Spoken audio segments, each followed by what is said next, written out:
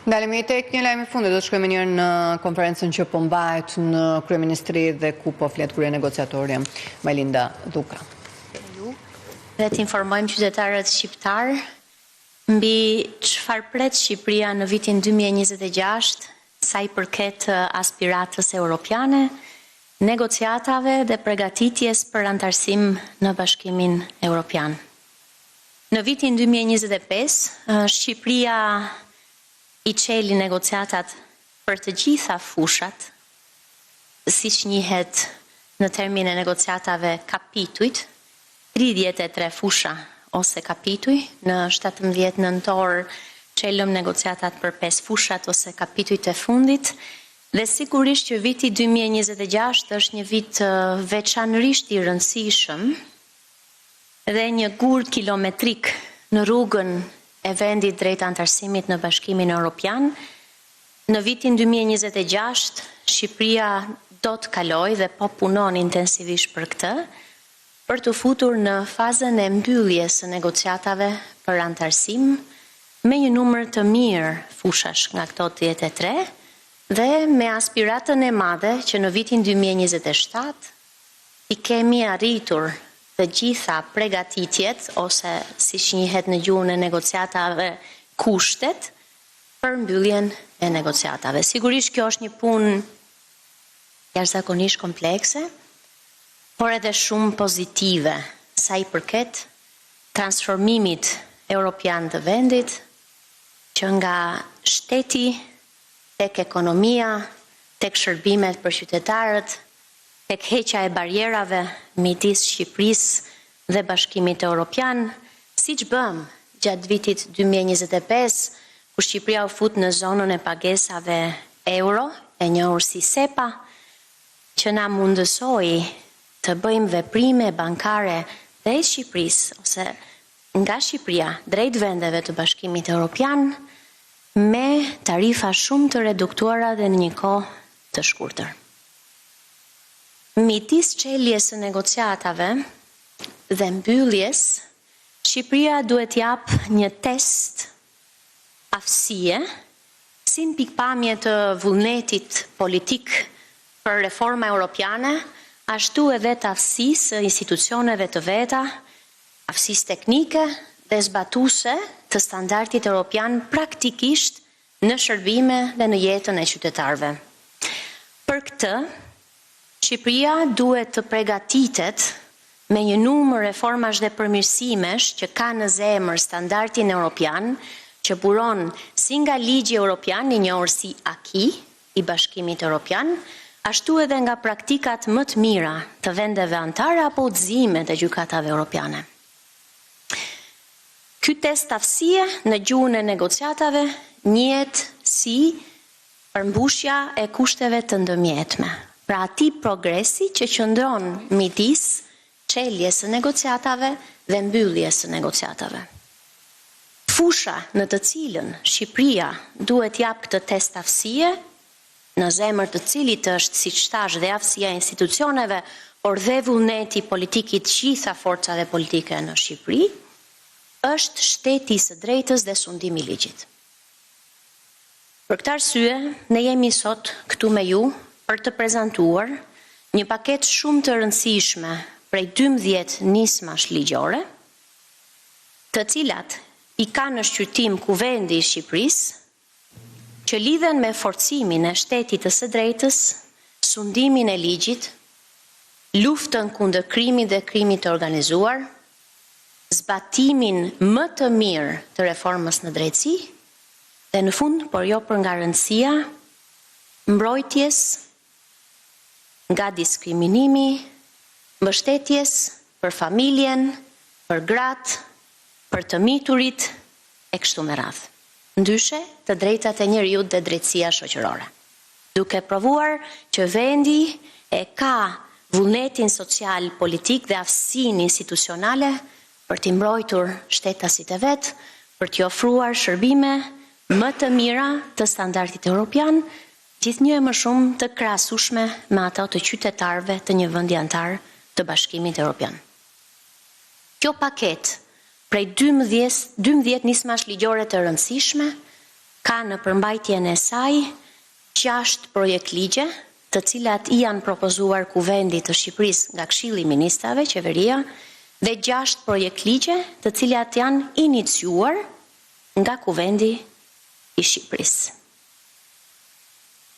E veçanta e kësaj pakete është se ajo garanton progres në lidhje me standardin evropian dhe praktikën më të mirë të vendeve anëtare në 3 grupe çështjesh të rëndësishme. Së pari, në luftën kundër krimit dhe krimit të organizuar. Së dyti, në lidhje me barazin dhe drejtësinë sociale, mbrojtjen e familjes, të nënës, të miturve, dhe së treti, në masat për parandalimin e korrupsionit. Së bashku me 2 kolegët e mi, ne do t'i prezantojmë më imët të nisma të rëndësishme të transformimit evropian. Kjo paket në zemën e saj ka një numër për afrimesh me ligjin evropian të ligjit shqiptar. Duke filluar nga 7 direktiva në ndryshimet e kodit penal, në 2 direktiva në projekt ligjin për mbrojtjen nga dhuna, apo në, për shembull, rregulloren e përafruar plotësisht në projekt ligjin për importin dhe eksportin e armëve, që garanton parandalimin e trafikut të armëve në Shqipëri. Nga ana tjetër, kjo paket sjell një numër risish, pra 4 reja të rëndësishme. Për herë të parë, me anë të kësaj pakete, Shqipëria do të dekriminalizojë plotësisht veprën penale të shpifjes ndaj gazetarëve. Duke rritur mbrojtjen ndaj gazetarëve në misionin e tyre të rëndësishëm për fjalën e lirë dhe për lirinë e shprehjes në Shqipëri. Duke i garantuar në të njëjtën kohë një mbrojtje të re nga kanosja për shkak të detyrës. Më në detaje, kolegu im do të flasë mbi këtë iniciativë kaq të rëndësishme.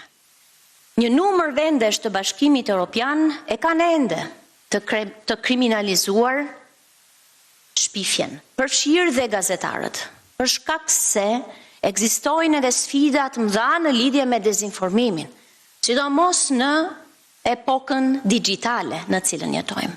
Por Shqipëria mendon se realizimi i këtij ndryshimi është një investim i rëndësishëm në demokraci dhe lirinë e shprehjes, dhe në forcilimin e rolit të madh që kanë gazetarët në të drejtim. Një risi tjetër e rëndësishme është që mbas shumë vitesh, më në fund Shqipëria do të ketë një ligj që rregullon aktivitetin e lobimit.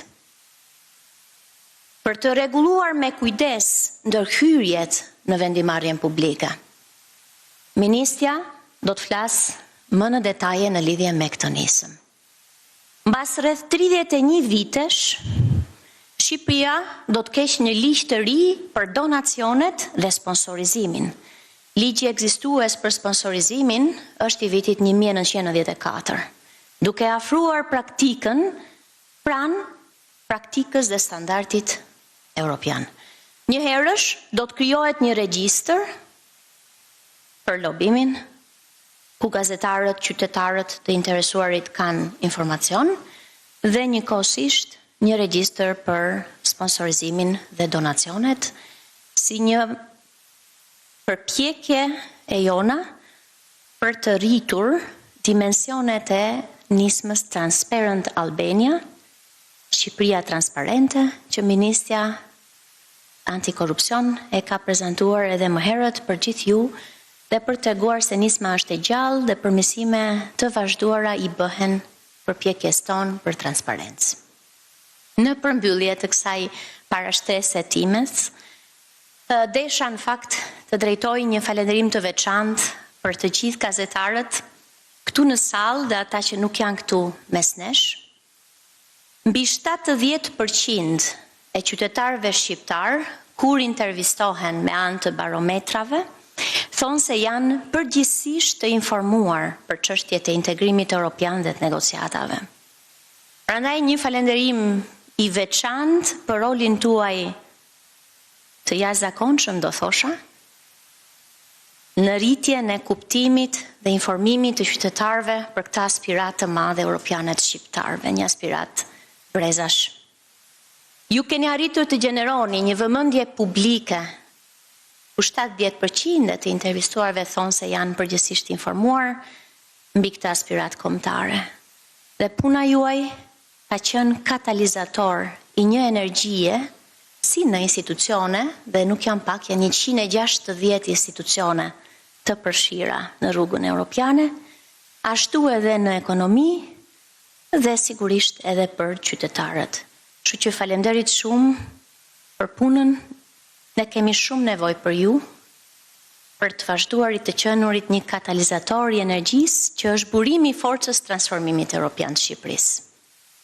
Duke e përmbyllur këtë parashtrestimin, do të ftoja kolegun tim, ministrin për marrëdhëniet me parlamentin, ministrin Gogu, për të na bërë një informim në lidhje me paketën prej 12 ligjeve që Kuvendi i Shqipërisë ka në shqyrtim dhe shpresojmë të diskutojë dhe të miratojë së shpejti. Faleminderit.